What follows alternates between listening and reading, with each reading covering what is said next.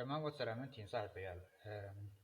Waxaan rabaa bal maanta inaan ila wadaago in yaro xoogaa waxaa jira dhalinyar badan oo una iibsanayn train view una u iibsanayn oo rabana inay laba screen wada isticmaalaan oo kale markay halkan tagaan oo kale laba screen ma isticmaali karaan only taa hal xabo kaliya tay isticmaali karaan hadduu ku gadan yahay ba waxaad isticmaalaysaa kuwan kale oo dhan aad isticmaalaysaa.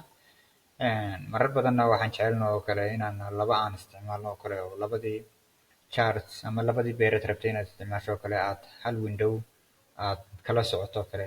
Marka bishardu waa inaad iibsataa si aad tan aad labadaba isticmaasho. Haddaad rabo inaad laba isticmaalo iminka wuxuu odhanayaa kuma iibsana kada ayuu iga odhanayaa. Marka hab aan u isticmaalno ama browser aan ka isticmaalno labada window ayaan rabaa inaan ila wadaago oo ana very simple waa iska soo download garaysanaysaa sida Chrome-ka oo kale waaye. kadibna computerkaaga si fudud baad ugu isticmaali kartaa. Waxaa loo yaqaanaa browserkan waxaa la dhahaa Vivaldi baa la dhahaa. Vivaldi browser baa la dhahdaa. Waa free. Waad ku qoraysaa Google-ka.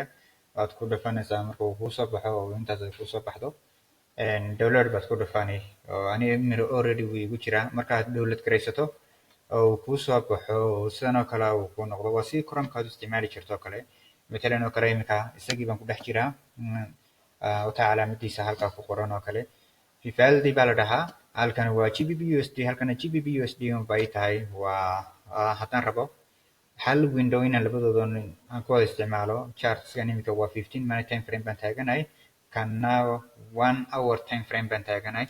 Hal chart haddaan rabo hal window inaan iskugu keeno oo kale kolku sidan igu furan yihiin waxaan ku dhufanayaa computerkaygaan qabanayaa control iyo shift baan qabanayaa.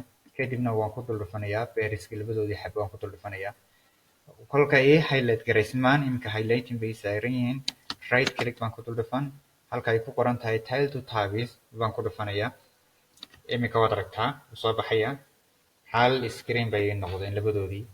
waa GBP USD haddaan rabo halkan oo kale beer kale aan ka dhigan karaa oo ikhtiyaaradaas kale. laakiin iminka kana waa 15 minute time frame halkana waa 5 minute waa 1 hour time frame. 5 minute time frame baan ka dhigan karaa oo anoo halkan higher time frame ka ku deysanayo ikhtiyaarka adigaas kale. halkanaad ka maamulan aad kala soconaysaa. waxba ugama baahnid inaad iibsato marka trend view inaad iibsato kana kaga filan. waxaad ka dhigan kartaa 3 window baad ka dhigan kartaa 4 window baad ka dhigan kartaa optionalka adiga la saaxiibayaal. waad salaamantiin dhammaantiin.